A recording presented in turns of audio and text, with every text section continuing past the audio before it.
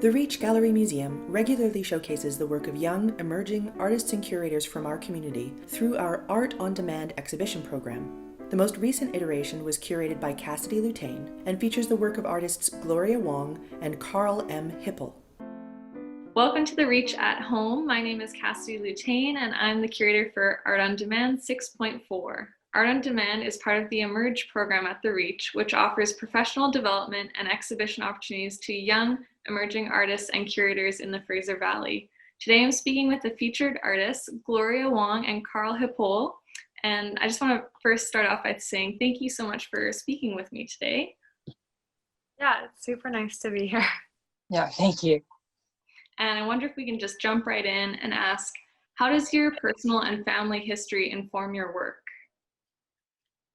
So my family moved over from Hong Kong to Canada shortly before the city was handed over in '97. And then even before that, my grandma moved over from Macau to Hong Kong. And so a lot of my family history has been marked by like periods of migration. And so I think that's something that's definitely like an important part of my practice. And then this work specifically as it concerns like the effects of migration, especially within the house. My family history is the very foundation of my paintings. I take inspiration from our experiences and my experiences, such as our immigration to Canada. The movement in my painting exhibits that idea. You will see how all the paintings have one-point perspective, which suggests a pathway or a journey into one place or another.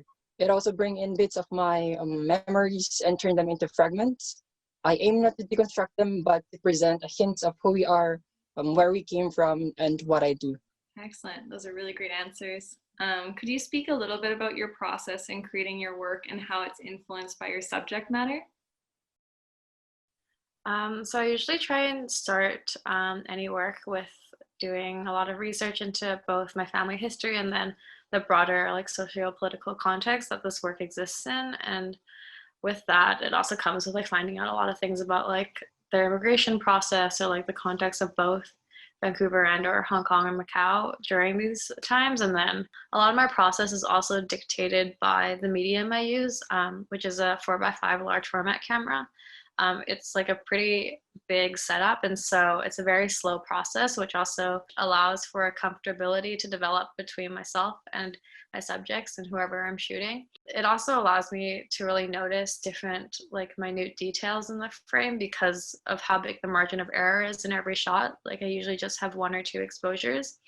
And so I'm really concerned about making sure everything in the shot is framed the way I want it or set up exactly how I imagined it. Because of this, I usually also have an image already in my head by the time I have the camera set up. And so with making an image, all that's left for me to do really is press the shutter. So yeah, I guess a lot of my process takes place before the actual image itself.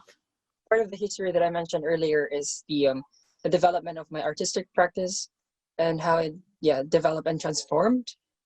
Before immigrating to Canada, I finished a year in architecture in the Philippines and pursued fine arts here in Canada. That transformative process reflects into how I make my artwork.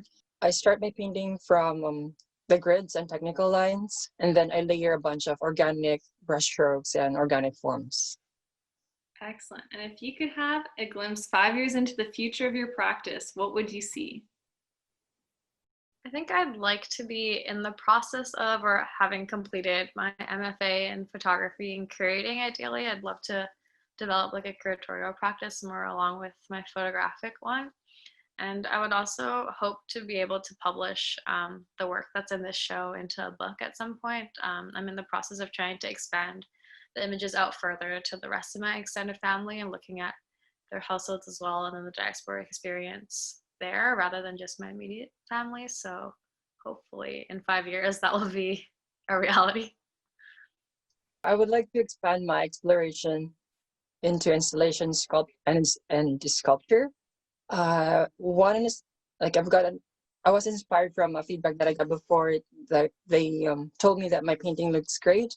However, it is a place that they don't want to be at. So I wanted to investigate how it feels to be surrounded by the abstract images that I create.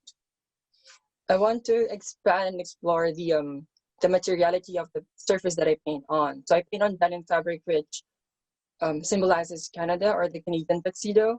And I wanted to incorporate or interweave the abode practice, which is a weaving practice in my region back home. And I wanted to highlight the interweaving or the intertwining of like those two cultures in my practice and in my life.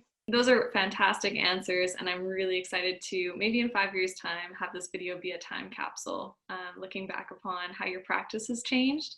Thank you so much, Gloria and Karl, for speaking with me today, and thank you everyone for watching. Please visit www.thereach.ca at home for more videos and resources. Bye for now.